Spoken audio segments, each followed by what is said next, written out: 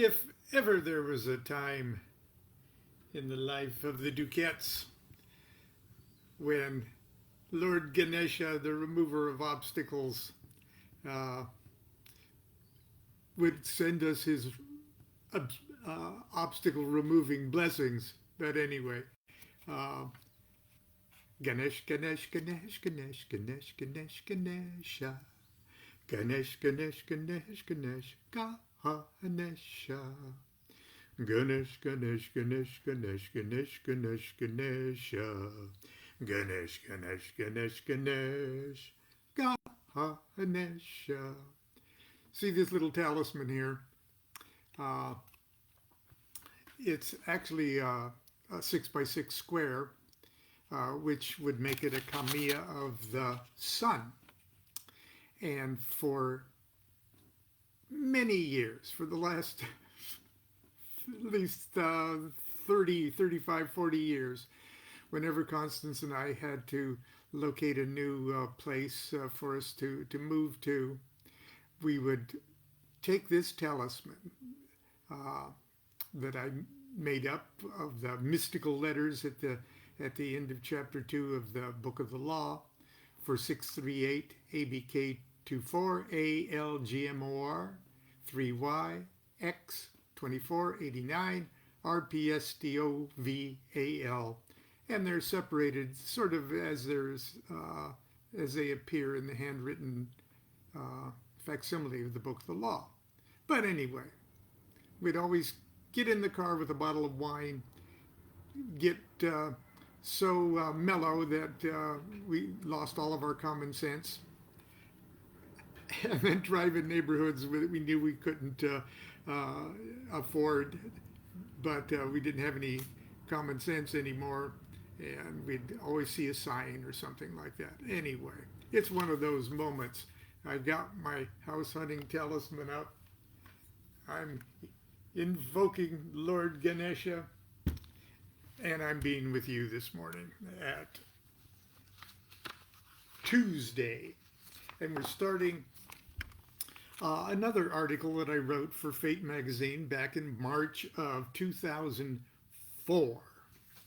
And just like the other things that I've read, this is, I think, one of 4 or 5 articles that I wrote for Fate magazine in 2004 and 2005.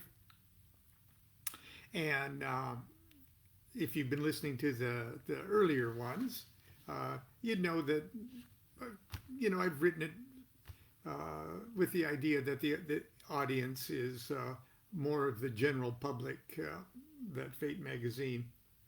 So it might not be the hardcore magical voice that I'm writing from, but how way back then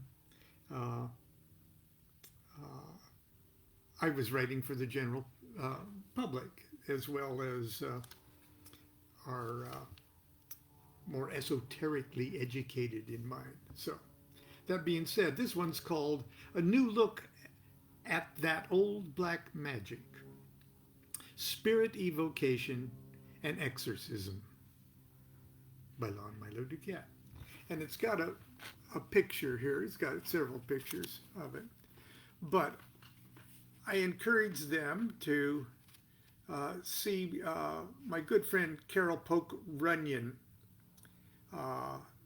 who I consider a master Solomonic magician. This is a clip from his sort of documentary movie.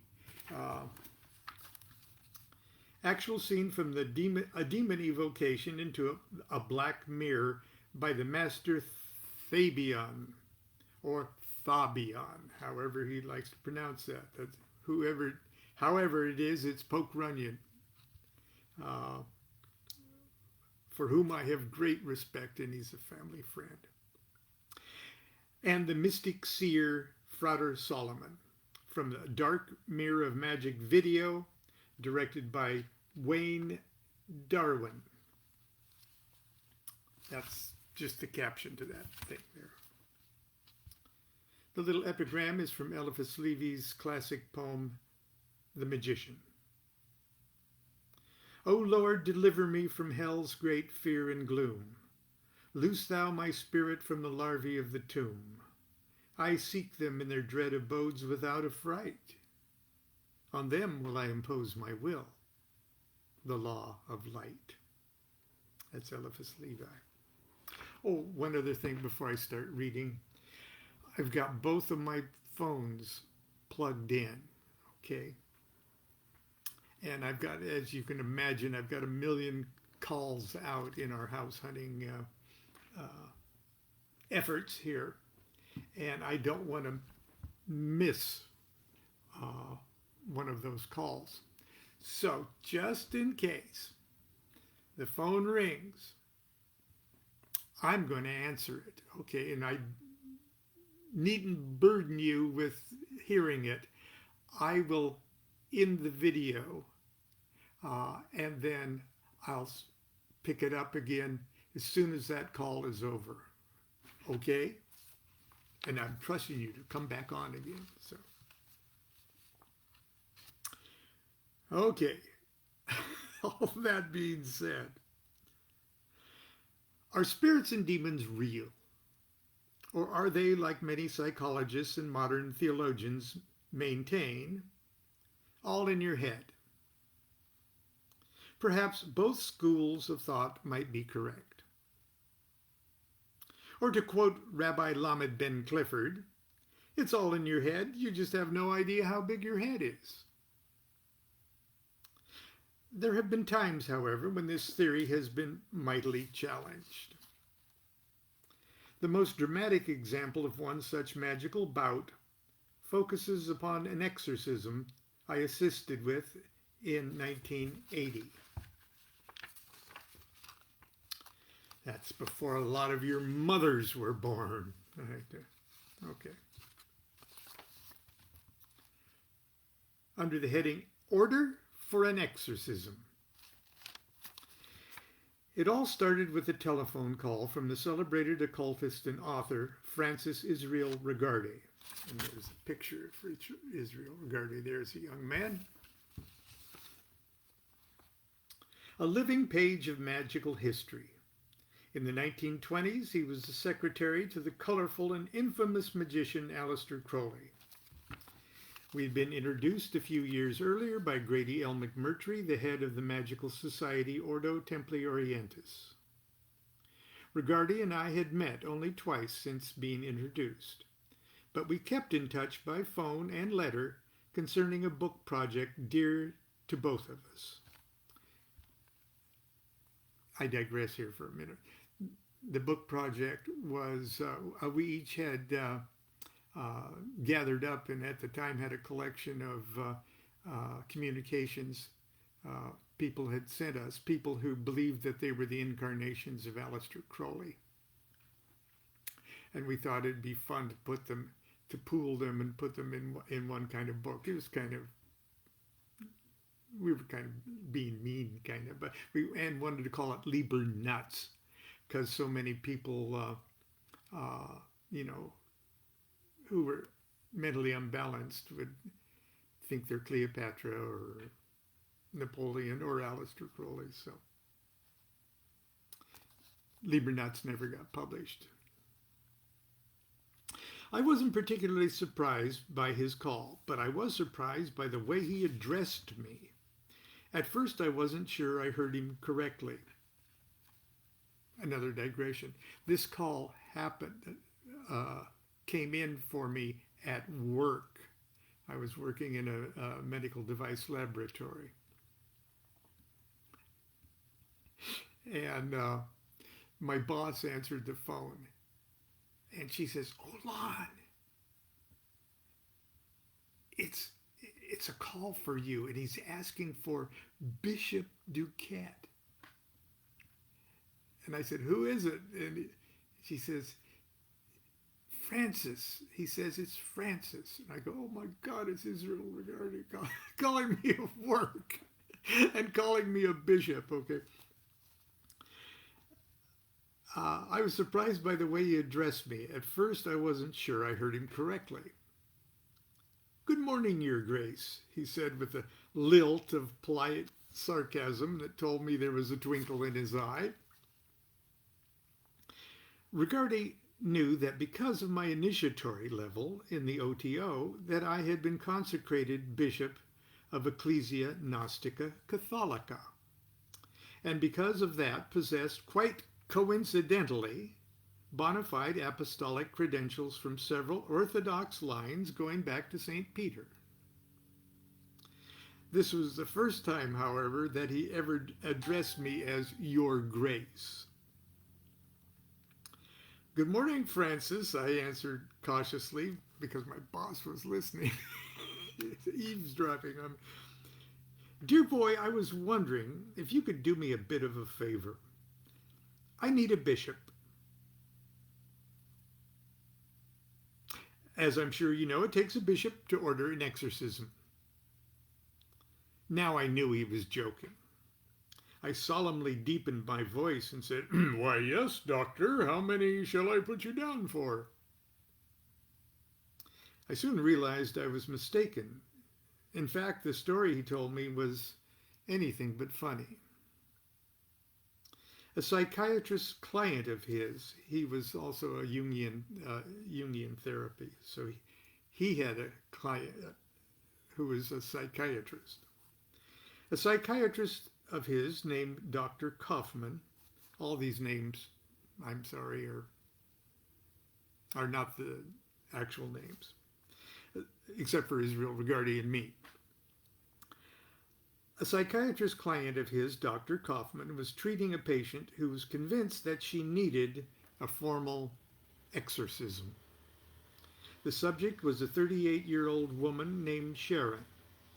Her husband had recently committed suicide, and she was left with 3 children ranging in age from 11 to 16. Her story was a sad one.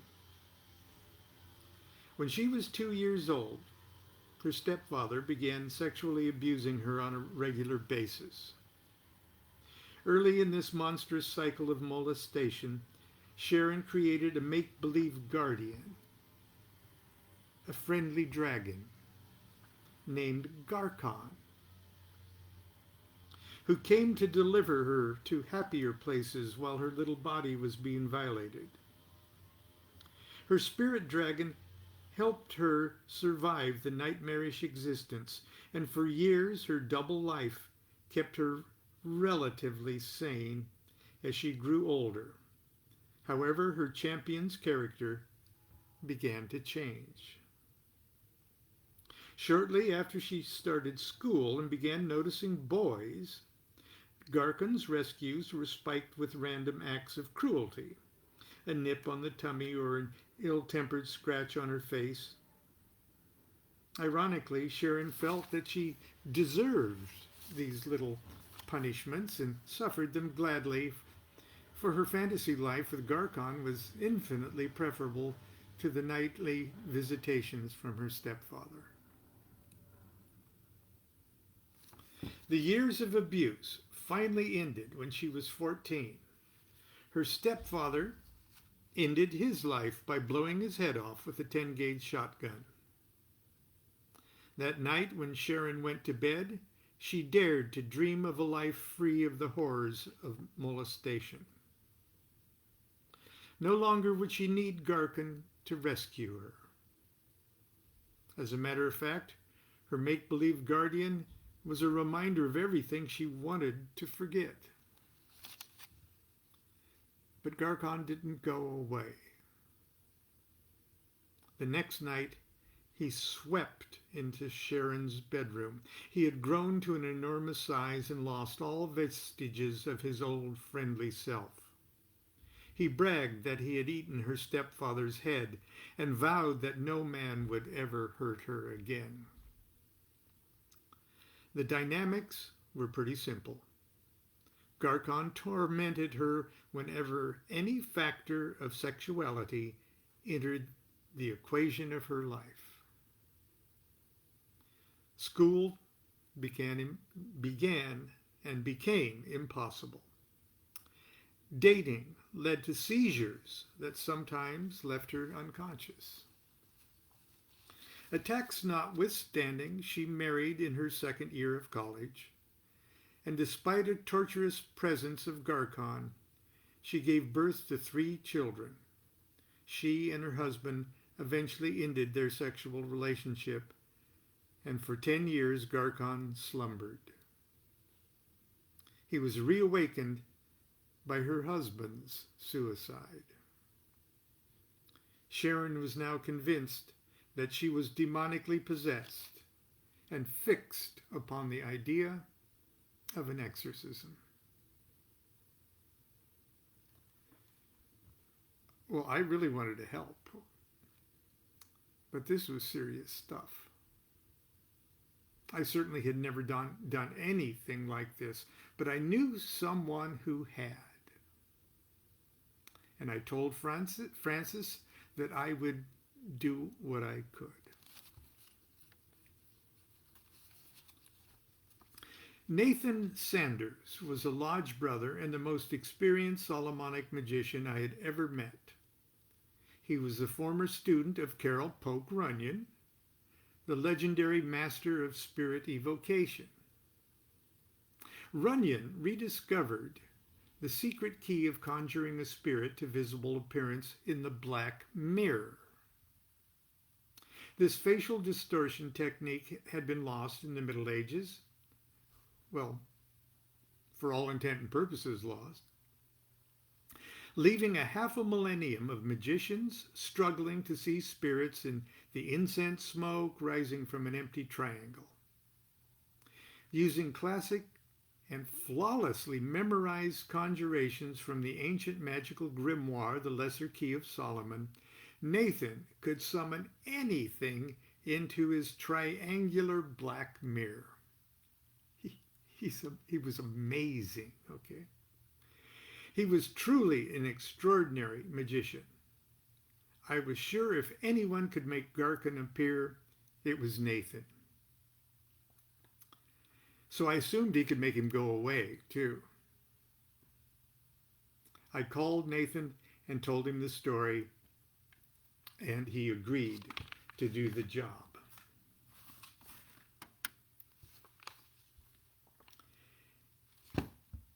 And I hate to do this to you because it's kind of an exciting story, but it'll be something to look forward to tomorrow. We'll pick it up with setting the stage, the exorcism itself, and we'll probably be able to finish this up tomorrow. So, keep on thinking about that new house. Keep on thinking. And it's not a new house to buy, you guys. It's just to rent a thing. It's just getting crazy. Our Lord Ganesha, Ganapate, remover of obstacles, put him on the job. He loves doing stuff like that. Anyway, continue to be good to yourself and be good to each other. Do what thou wilt, shall be the whole of the law. Love is the law, love under will.